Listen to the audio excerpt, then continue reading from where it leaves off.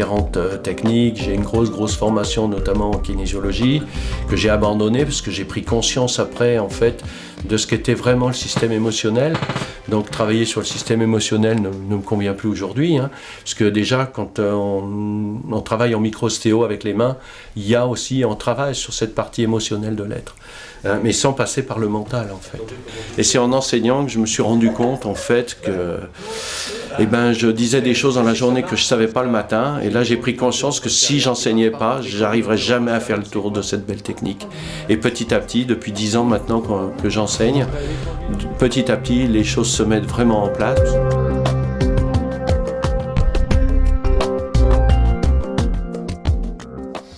Faut au moins savoir lire et écrire, parce qu'autrement on va être embêté. Faut avoir un grand cœur, et en fait j'aurais envie de vous dire tout le monde peut se former.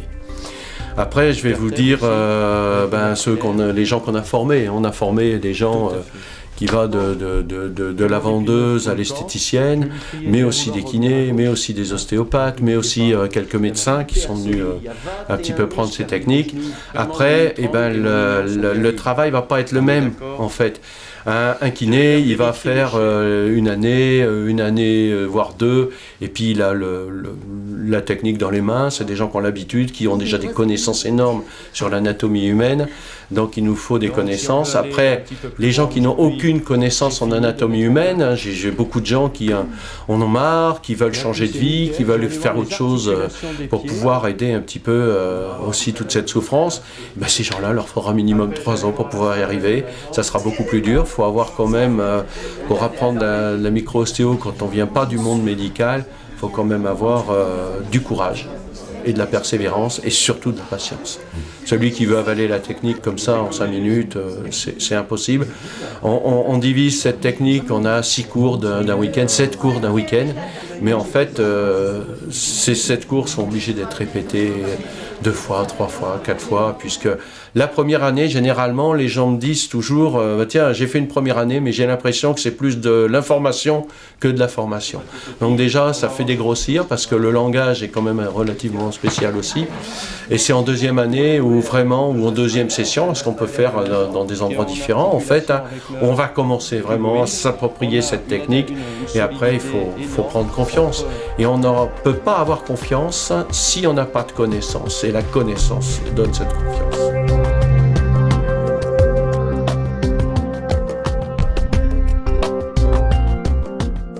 La formation, donc, comme je le disais tout à l'heure, est divisée sur 7 cours. Le tout premier cours, il est uniquement là pour pouvoir faire de l'anatomie palpatoire, puisque c'est une méthode qui est très douce, c'est une méthode informationnelle, mais c'est une méthode qui est relativement précise. Et il faut savoir exactement où on met ses mains. Et quand on cherche la 7e dorsale, par exemple, il n'est pas question de mettre ses mains ailleurs que sur la 7e dorsale. On va beaucoup travailler sur les transverses des vertèbres, et donc on ne peut pas être entre 2 transverses ou sur la transverse du dessous. On est obligé donc de savoir exactement comment faire nos repérages anatomiques pour pouvoir aller mettre nos mains exactement où on doit les mettre. Moi, mes cours, c'est 90% de pratique. Après, la théorie, on la met dans les mains. L'anatomie, elle rentre dans les mains toute seule. La plupart des élèves sont surpris de voir déjà au 4e cours les connaissances qu'ils ont en anatomie simple, hein, parce qu'on est beaucoup sur de l'anatomie osseuse. Après on va dans les tissus, on va dans les muscles, mais en fin de séance, mais on reste d'abord toujours pareil, dans le global avant d'aller dans le spécifique, quoi. Et donc les cours se suivent petit à petit. On va rentrer déjà dans le premier cours un petit peu dans l'énergétique. On va apprendre aux élèves à sentir comment fonctionne une vertèbre déjà. Puis après, on va commencer à travailler avec le sacrum, et puis à apprendre les lois, parce que tout ça est régi avec des lois, loi de Friette, loi de non-Friette, Strain, voilà. Il y a quand même un vocabulaire un petit peu spécial. Et puis les 3 premiers cours sont vraiment liés au système adaptatif, puisqu'on va devoir permettre au corps de se réadapter, et après on va pouvoir avoir accès aux lésions primaires, c'est-à-dire ce qui a demandé de l'adaptabilité au corps. On travaille toujours sur une globalité, et pour nous, la douleur n'est pas forcément la cause du problème. Hein, vous pouvez avoir une épaule qui se bloque. Vous avez vu tout à l'heure avec le patient qui est venu. Ben oui, mais l'épaule était bloquée, c'est un fait, mais le bassin était bloqué. Et vous n'allez jamais pouvoir débloquer une épaule, entre guillemets, si les pieds ne se posent pas bien par terre, hein, et si le bassin n'est pas équilibré. Le haut du corps est bien obligé de s'adapter à ces déséquilibres-là.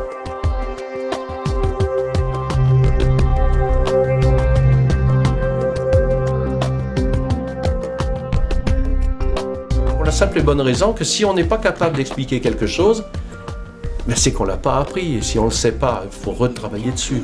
Et c'est qu'en expliquant aux autres qu'en fait on arrive à intégrer.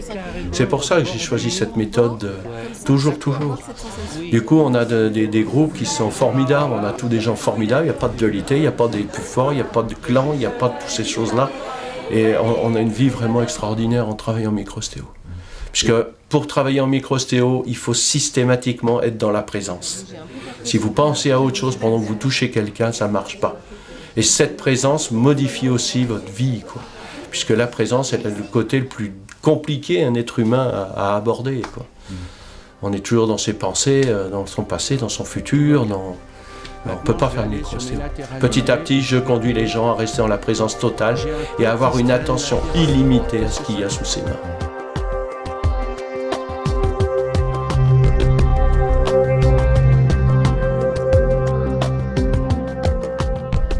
On a formé beaucoup, mais il n'y a pas autant d'élus que ça, parce qu'il y a des gens qui abandonnent en cours de route, il y a des gens qui n'y arrivent pas, il y a des gens qui... c'est rare, des gens qui n'y arrivent pas, généralement ils abandonnent très vite, mais c'est compliqué de se former quand même, faut avoir un petit peu, faut avoir beaucoup de persévérance. Et donc aujourd'hui, il y a on est à peu près 80 à la fédération. Donc en 10 ans, quoi.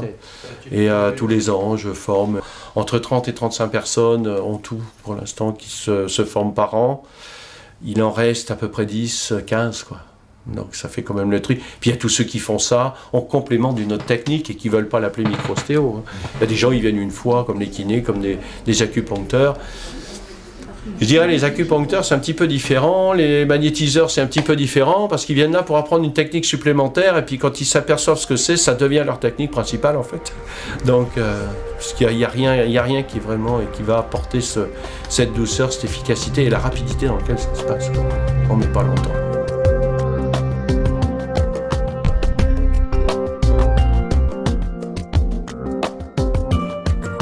Une marque et donc micro-ostéo c'est une marque déposée. Quand les gens viennent se former, ils se forment à une technique de soin, et cette technique de soin, ils peuvent en faire ce qu'ils veulent.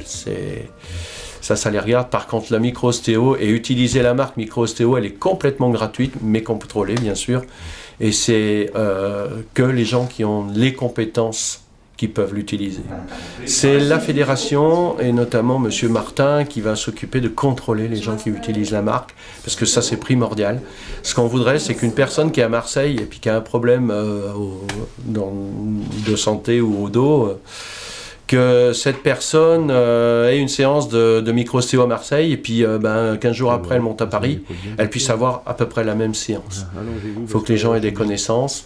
On veut que la micro-ostéo soit synonyme d'efficacité, d'intégrité et d'honnêteté.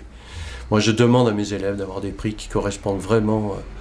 On peut soigner tout le monde et les gens qui ne peuvent pas, vraiment, on trouve un autre moyen, mais on ne refuse personne dans notre cabinet. Ça, c'est clair. Tout le monde signe cette charte, autrement, de toute façon, ils ne vont pas rester dans les cours, quoi. On a besoin de cette charte pour que la personne qui veut utiliser la marque, elle le fasse consciemment en toute connaissance de cause. On veut pas dire, on n'est pas dans un système scolaire. Et on ne veut pas dire à une personne, si tu as fait 3 fois le cours, maintenant c'est bon, tu peux utiliser la marque et ouvrir ton cabinet. Ça, il n'en est même pas question. Il y a des gens qui ont fait 2 fois les cours et qui ont des capacités dans leurs mains qui étaient insoupçonnées avant. Il y a des gens qui ont fait d'autres métiers, qui arrivent à 40 ans et en fait, ils savent qu'ils ont des mains en or. Et ils savent qu'ils peuvent faire bénéficier plein de gens qui souffrent de ces mains et ils ne savent pas comment en fait. Et là, ça va leur donner un moyen, une structure pour pouvoir faire ça.